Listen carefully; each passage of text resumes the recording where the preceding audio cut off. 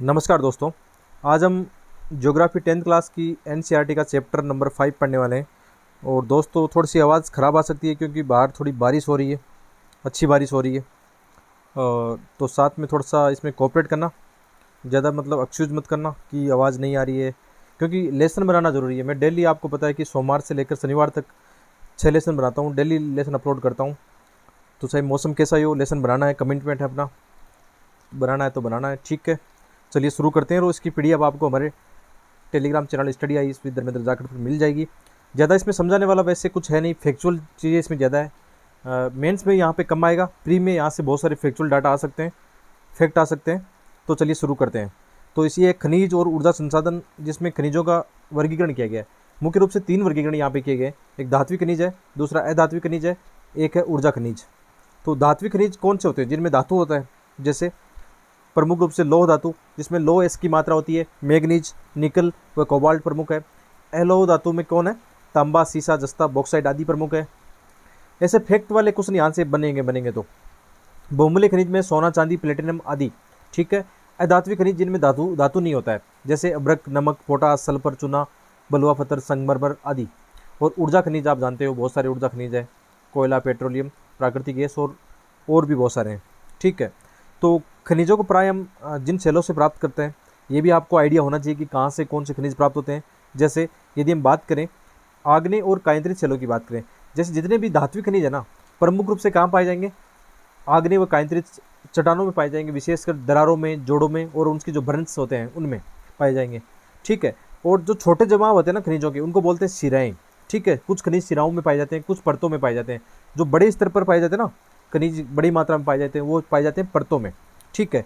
Example हो गए जस्ता, तांबा, जिंक और सीसा। ठीक है। कुछ खनिज अवसादी चट्टानों में पाए जाते हैं। ये क्वेश्चन ऐसा आ सकता है कि जैसे पेट्रोलियम और कोयला कौन सी चट्टानों में पाया जाता है, तो ये आपको ध्यान रखना है कहाँ पे? अवसादी चट्टानों में पाया जाता है।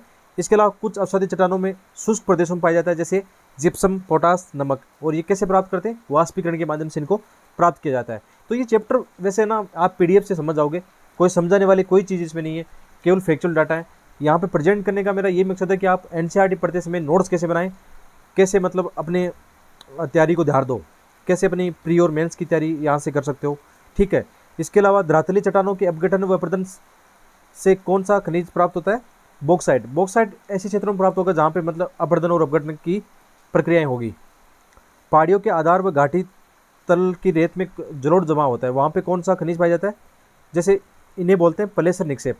याद रखना, मतलब प्लेसर निक्षेप में कौन से खनिज पाए जाते हैं? सोना, चांदी, टिन व प्लेटिनम। ठीक है। जलोढ़ जमाव में इनको बोलते हैं प्लेसर निक्षेप। इसके अलावा आप जानते हो कि महासागरीय जल में भी बहुत सारे खनिज पाए जाते हैं, नमक, मैग्नीशियम, ब्रोमाइन, मैग्नीज ग्रंथिका। ये मैग्नीज ग्रंथिका आजकल चर्चा में रहता है। मैग्नीज न्यूडल्स बोलते हैं इनको। क्या होता है कि सागर के जो आधार तल होता है ना, या बेसिन जो होता है सागरीय, उसके अंदर काफ़ी मात्रा में खनिज पाए जाते हैं। बहुत ही मतलब इनको रेयर मेटल बोलते हैं। ठीक है। आजकल इसमें चर्चा में रहता है काफ़ी। इसके अलावा भारत में खनिज, कौन कौन से खनिज कहाँ कहाँ पाए जाते हैं? यहाँ से आपके जो क्वेश्चन आएंगे ना प्री में, मैपिंग वाले क्वेश्चन आ सकते हैं। याद रखना, मैपिंग वाले क्वेश्चन आ सकते हैं। मेंस के अंदर ऐसे क्वेश्चन आ सकते हैं, जैसे लास्ट ईयर भी लो इस्पात वाला क्वेश्चन आया, तो आपको थोड़ा बहुत पता होना कि भारत में लोहा कहाँ कहाँ होता है, तो आप उसके आसपास लो इस्पात उद्योग को भी लोकेट कर सकते हो। और यहाँ से कुछ कुछ फैक्ट मेंस में भी इस्तेमाल किए जा सकते हैं। यहाँ पे इंडिया के मैप है जिनको आप मेंस में इस्तेमाल कर सकते हो। ठीक है। जैसे सबसे पहले हम बात करें लोएस की, तो लोएस के एस्क जो होते हैं उनके 4 प्रकार हैं। एक मैग्नेटाइट, हेमेटाइट, लिमोनाइट और सिडेराइट। सबसे उत्तम क्वालिटी का जो लोहा एस्क होता है वो है मैग्नेटाइट, जिसमें लोहांश की मात्रा 70% तक होती है। ठीक है। बाकी हेमेटाइट, लिमोनाइट और सिडेराइट में कम मात्रा होती है। यदि उत्पादन की बात करें तो भारत में सर्वाधिक जो लोहा पाया जाता है उड़ीसा में 52%। ये फैक्चुअल डाटा है, याद रखना, ये चेंज भी होते रहते हैं। ये पुरानी एनसीईआरटी और नई एनसीईआरटी में भी थोड़ा बदलाव आता है, तो इनको आप ज़्यादा मतलब थोड़ा सा ये करना, पढ़ते समय आप नए डाटा भी देख लेना। ठीक है। तो भारत में यदि बात करें कि लोह इस्पात उद्योग सबसे ज़्यादा कहाँ पाया जाता है, तो जैसे उड़ीसा है, उड़ीसा के मयूरभंज और क्योंझर जो जिला है वहाँ पे बादाम पहाड़ भी है। ठीक है। झारखंड में सिंहभूम और गोवा और नोवा मंडी में पाया जाता है। इसके अलावा छत्तीसगढ़ और महाराष्ट्र की बात करें, दुर्ग, बस्तर, चंद्रपुर पेटी में, विशेषकर छत्तीसगढ़ के बेलाडीला में पाया जाता है। तो प्री में जो ऐसे क्वेश्चन बनेंगे ना, कैसे बनेंगे? यहाँ से मैपिंग के इंपॉर्टेंट क्वेश्चन आ सकते हैं। बेलाडीला कहाँ पे है, किस खनिज के लिए प्रसिद्ध है, कहाँ पे इसका लोकेशन है। ये आपका होमवर्क हो गया। आपको ना ईमानदारी से इनको क्या करना है, मैपिंग भी करनी है। दोस्तों मैं पढ़ते समय बार बार ये बोलता हूँ कि केवल मेरे पढ़ाने भर से आपके नंबर नहीं आने वाले। जब तक एनसीईआरटी को आप खुद 5 बार नहीं पढ़ोगे, बार बार रिवाइज नहीं करोगे, मैपिंग यहाँ से नहीं करोगे, तो नंबर नहीं आने वाला है। आपको ये लग रहा है कि मैंने नोट्स बना के आपको दे दिए हैं, इससे मतलब ज़्यादा कुछ होने वाला नहीं। ये केवल आपकी गाइडलाइन के लिए, आपको ये पता होना चाहिए कि कैसे एनसीईआरटी पढ़नी है, कैसे नोट्स बनाने हैं, कैसे मैपिंग करनी है, इसीलिए मैं आपको ये बताता रहता हूँ।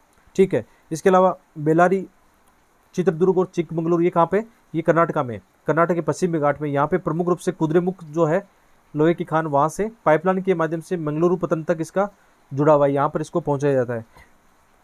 इसके अलावा महाराष्ट्र और गोवा के अंदर भी क्या है, प्रमुख रूप से महाराष्ट्र का रत्नागिरी है, यहाँ से मार्मोगोवा जो गोवा का एक प्रमुख बंदरगाह है, वहाँ पे खनिज को पहुँचाया जाता है।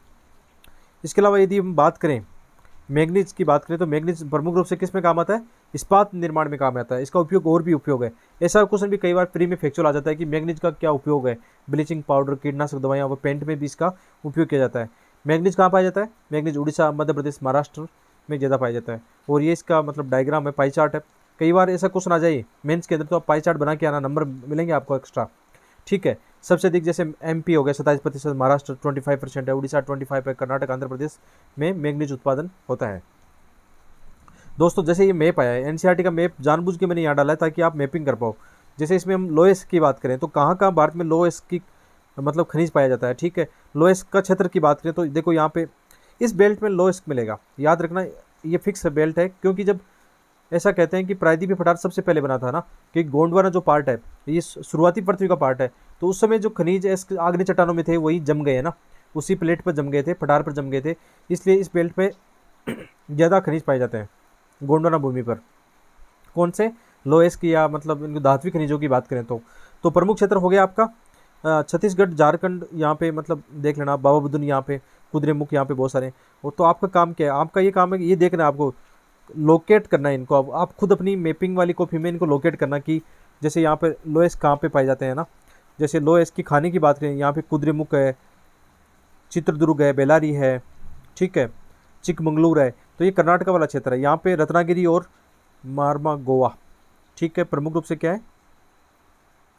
और इसके अलावा देखो इसमें पतन भी दे रखे हैं कि लोएस्ट निर्यात वाले पतन। आपको पता हो तो 2020 की एग्जाम में, 2020 की एग्जाम में एक क्वेश्चन आया था लो इस्पात वाला, कि आजकल ये देखा जा रहा है कि लो इस्पात उद्योग है ना, अपने कच्चे माल के स्थान की बजाय अन्य स्थानों पर इनको विस्थापित किया जा रहा है। तो ऐसे आपके पास एग्जाम्पल हो ना, जैसे विशाखापट्टनम वाला एग्जाम्पल हो आपके पास, कि विशाखापट्टनम में क्या है कि जैसे बेलाडीला जो है छत्तीसगढ़ में, यहाँ से क्या आ रहा है, लो इस्पात आ रहा है। ठीक है, और आजकल हम कोयला आयात कर रहे हैं, कहाँ से, ऑस्ट्रेलिया से आयात कर रहे हैं। ठीक है, हमने इस बंदरगाह के पास स्थापित किया। विशाखापट्टनम लो इस्पात बंदरगाह पर स्थापित है, नहीं कि कच्चे माल पर। तो आपके पास एक एग्जाम्पल था, केस स्टडी थी, और इसको आप दिखाते कि इसका निर्यात कहाँ पे करते हैं, हम जापान में करते हैं। तो कच्चा माल कहाँ से आया, बेलाडीला से लोहा आया, ऑस्ट्रेलिया से क्या आया, कोयला आया, और इसका मार्केट कहाँ पे, जापान में। तो ये आप एग्जाम्पल के तौर पे बता सकते थे कि भारत में भी ये प्रवृत्ति देखी जा रही है कि लो इस्पात उद्योग भारत में कच्चे माल के स्थान के बजाय आजकल बंदरगाहों की ओर स्थापित हो रहे हैं। ठीक है, ऐसा आप बता सकते थे, एग्जाम्पल देके बता सकते थे। तो ऐसे समझना है इनको, अपनी मैपिंग करनी है, आपको समझना है, याद रखना। आपको ये देखना है इस मैप में कि कौन कौन सी मैपिंग में लोएस्ट वाली खदानें हैं, या कहाँ से लोएस्ट निकाला जाता है। इसके अलावा मैग्नीज कहाँ पे निकाला जाता है, ये आपका होमवर्क हो गया, आपको करना चाहिए, आराम से सोच समझ के करना चाहिए। जैसे मैं जब मैप को पढ़ता हूँ तो इससे अलग अलग एंगल से सोचता हूँ कि प्री में कैसे क्वेश्चन आ सकते हैं, मेंस के अंदर कैसे क्वेश्चन आ सकते हैं। आप यदि प्री और मेंस के बार बार क्वेश्चन देखते हो तो आपको ये पता लग जाएगा कि कैसे आपको एनसीईआरटी को इस्तेमाल करना है, कैसे मैपिंग को इस्तेमाल करना है। बहुत ज़्यादा इंपॉर्टेंट यहाँ से हो सकता है। ठीक है, इसके अलावा यदि हम अभ्रक की बात करें, देखो अभ्रक कहाँ कहाँ पाया जाएगा। अभ्रक यहाँ पे गया, बिहार, हजारीबाग, झारखंड, ठीक है, यहाँ पे अभ्रक पाया जाएगा। इसके अलावा बॉक्साइट कहाँ पे, देखो अमरकंटक पठार, बॉक्साइट का भी एक रीजन है यहाँ पे, देखो बॉक्साइट यहाँ पाया जाएगा। ठीक है, अभ्रक का भाई नेलोर में भी अभ्रक पाया जाता है, ये आपको पता होना चाहिए। ठीक है, यहाँ से एनसीईआरटी से ही प्रीलिम्स में क्वेश्चन बनते हैं, ऐसे क्वेश्चन कि कोई सी लोकेट वाली चीज़ें या मैपिंग वाली चीज़ें दे देगा उठा के, और प्रीलिम्स में आसान क्वेश्चन आ जाएगा। तो मैपिंग करनी चाहिए दोस्तों। इसके अलावा हम बात करें एलो खनिज की बात करें, जैसे तांबा का उपयोग क्या है, इससे इलेक्ट्रॉनिक्स और बिजली के तार बनाने में, या मतलब इलेक्ट्रॉनिक्स उपकरण बनाते हैं। ठीक है, रसायन उद्योग में इसका उपयोग होता है। ये कहाँ पे पाया जाता है, मध्य प्रदेश में बालाघाट, झारखंड, सिंहभूम, राजस्थान के खेतड़ी और गणेश्वर, ये मतलब काफ़ी चर्चा में रहते हैं, खेतड़ी और गणेश्वर, राजस्थान में तांबा की खान। ऐसे क्वेश्चन आते हैं, बहुत सारे क्वेश्चन आते हैं ऐसे, याद रखना। क्वेश्चन कैसे बनाएगा, स्टेटमेंट बनाएगा कि राजस्थान में तांबा पाया नहीं जाता। आपको पता है कि नहीं, राजस्थान में तांबा पाया जाता है। पिछले दिनों में ऐसे क्वेश्चन बहुत सारे आए हैं, ठीक है। और यदि हम बॉक्साइट की बात करें तो एल्यूमिनियम, ये मतलब क्या है, बॉक्साइट खनिज कहाँ से प्राप्त होता है, ठीक है। प्रमुख रूप से भारत में अमरकंटक पठार, मैकाल पहाड़ियाँ और बिलासपुर कटनी पठारी क्षेत्रों में प्राप्त होता है, ठीक है। और बॉक्साइट में क्या होता है, एल्यूमिनियम सिलिकोटे से समृद्ध है, ठीक है। यहाँ से मतलब एल्यूमिनियम भी प्राप्त किया जा सकता है, ठीक है। ऐसा कुछ है इसमें। तो इसमें ये देखेंगे बॉक्साइट भारत में कहाँ कहाँ उत्पादन होता है प्रमुख रूप से, जैसे उड़ीसा में 49% है, गुजरात में, झारखंड में, ठीक है। यहाँ से फैक्चुअल डाटा निकल सकते हैं, आपको ये पता होना चाहिए कि कौन सी चीज़ कहाँ निकलती है। अधात्विक खनिजों की बात करें तो इसमें प्रमुख रूप से अभ्रक की बात करें तो अभ्रक क्या है, पारदर्शी काले, और कई बार प्रीलिम्स में यही स्टेटमेंट बन जाते हैं कि इसकी एक विशेषता दे देगा और कौन सा खनिज है। तो अभ्रक क्या है, पारदर्शी काले, लाल पीले व भूरे रंग का है। गुण इसमें क्या है, सर्वोच्च पेराविद्युत शक्ति, मतलब अभ्रक में क्या है, ये मतलब उष्मा का कुचालक की तरह एक तरह से है ना, इसको इस्तेमाल करते हैं विद्युत उपकरणों में। ऊर्जा हास का निम्न गुणांक है इसमें। इसके अलावा वोल्टेज की प्रतिरोधकता, उच्च वोल्टेज की प्रतिरोधकता भी है। तो आप ये मान सकते हो इसका उपयोग कहाँ पे होता है, ठीक है। क्षेत्र है छोटानागपुर पठार, बिहार, झारखंड, कोडरमा, गया, हजारीबाग पेटी है, राजस्थान अजमेर में है, आंध्र प्रदेश नेल्लोर है। तो ये छोटी छोटी चीज़ें हैं यहाँ पे मैपिंग वाली, इनको कर लेना आप, कोई दिक्कत नहीं है। ये पूरा चैप्टर समझने वाला कुछ नहीं है, इसमें फैक्चुअल चीज़ें ज़्यादा है, लेकिन मेंस के अंदर भी इनको हम इस्तेमाल कर सकते हैं फैक्चुअल चीज़ों को। अभी मैंने एग्जांपल देके मैपिंग बताया था कि विशाखापट्टनम वाला एग्जांपल कैसे इस्तेमाल करना था। इसके अलावा चट्टानी खनिज की बात करें, चूना पत्थर है, जो कि चूना पत्थर में प्रमुख रूप से कैल्शियम कार्बोनेट, मैग्नीशियम कार्बोनेट चट्टानों में पाया जाता है।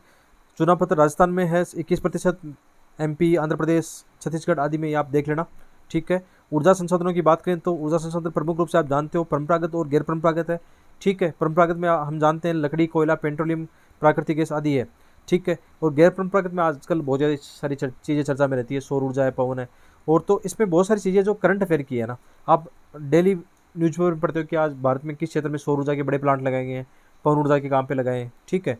तो इनको अपडेट भी कर लेना, आप न्यूज़पेपर से अपडेट कर लेना, बाकी ज़्यादा कुछ है नहीं इसमें।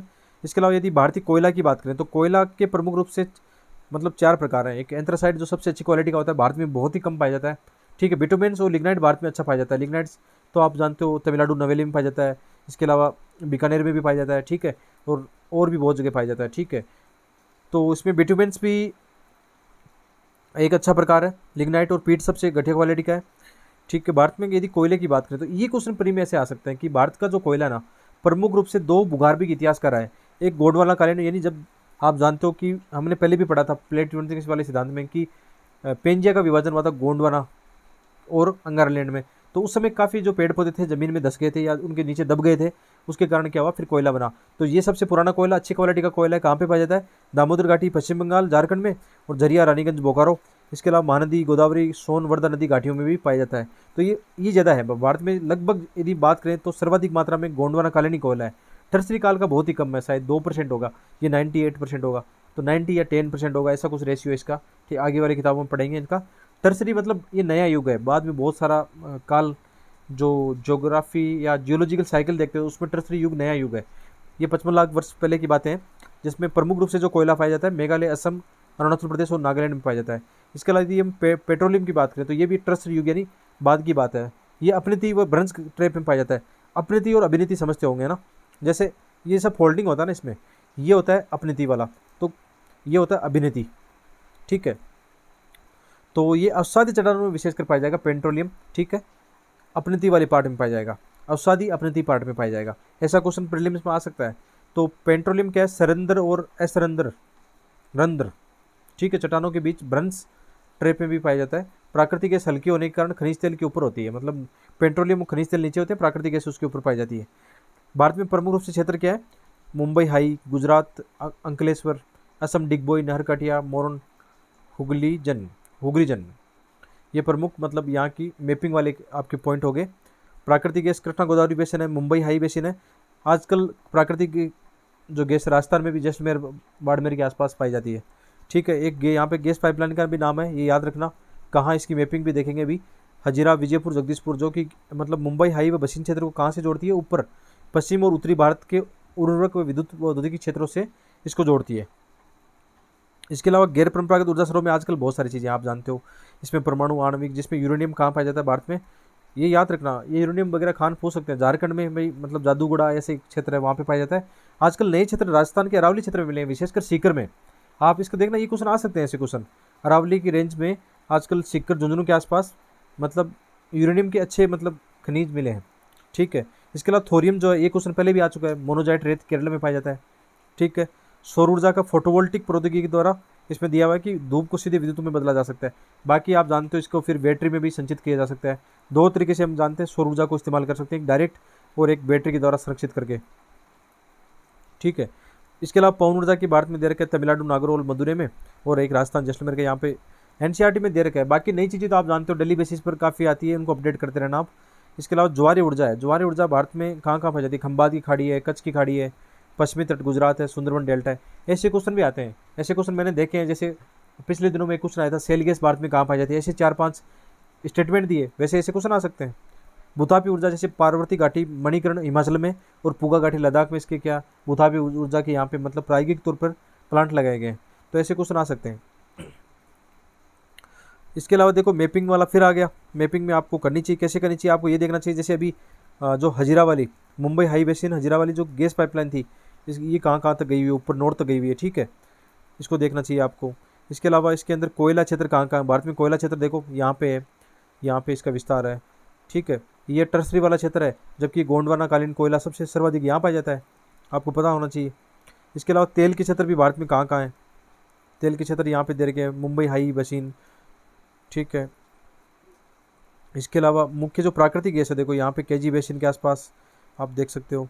आजकल राजस्थान के अंदर भी आप एक लोकेट कर सकते हो, राजस्थान जैसलमेर में, इधर मतलब पश्चिमी राजस्थान में भी प्राकृतिक गैस निकाली जाती है।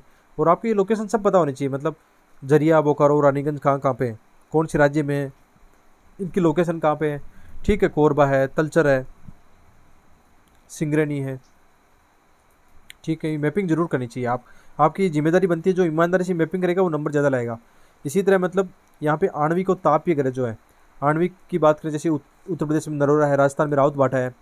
ठीक है, गुजरात में काकरापारा है, तारापुर आगे नीचे महाराष्ट्र में आ गया, केगा कर्नाटका में है।